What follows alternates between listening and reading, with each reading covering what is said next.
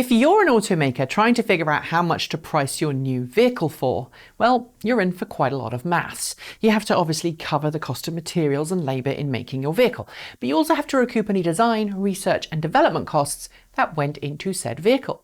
Then you have to figure out what the going rate is for the market that you're aiming to sell in essence, what other companies are charging for similar vehicles.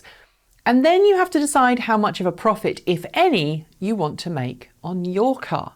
Of course, I have simplified this a whole bunch, but the ultimate answer to how much an automaker should charge for its vehicles comes down to how much someone is willing to pay for them. If you are a luxury high-end prestige marque, you can ultimately end up charging a whole lot more for your vehicles than someone who isn't, because people who want such high-end vehicles are usually able and willing to pay a lot more for them. Family hatchbacks aimed at more budget-oriented buyers, well, they tend to need to be in a more affordable price bracket. Otherwise, said automaker could find out that they've been priced out of the market by a vehicle that no one can afford. And pricing themselves out of the market is exactly what many news outlets are saying that Bollinger's just done by releasing pricing for the B1 and B2 electric SUV and pickup truck.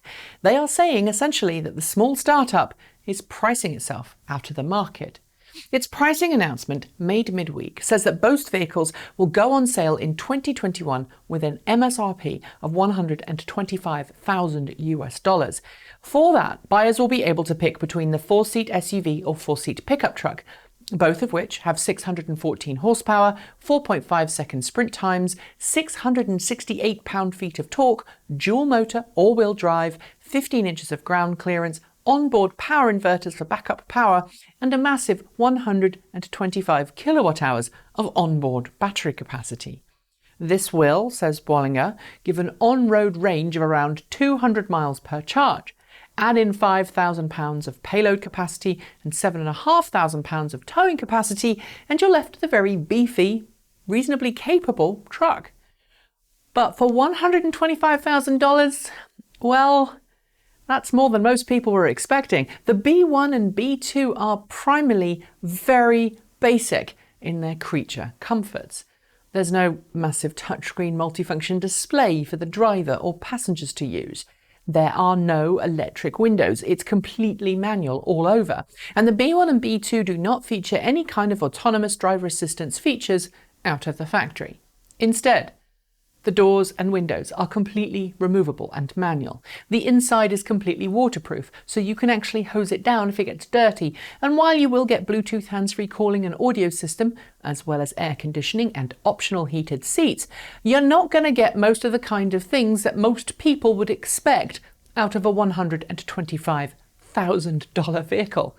I mean, I recently had to spend a week with a Chevrolet Silverado HD, a truck which had seating for 5, electrically heated, cooled, everything, and even a button to open all of the windows at the same time rather than force me to press 4 separate buttons.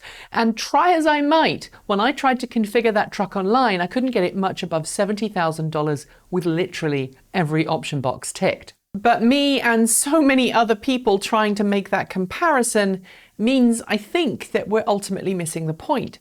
The B1 and B2 are all-electric work trucks that are currently aimed at a very niche market of buyers, a niche market of buyers for whom the electric drivetrain is worth that extra money. At this point, I guess we need to address the massive elephant in the room. If you try to compare the B1 and B2 to something like a Tesla Model X, or maybe a Rivian R1S or R1T, you're not going to find a huge amount to compare. And honestly, if you did, most people wouldn't choose the Bollinger if they were given a blank check for 125 grand.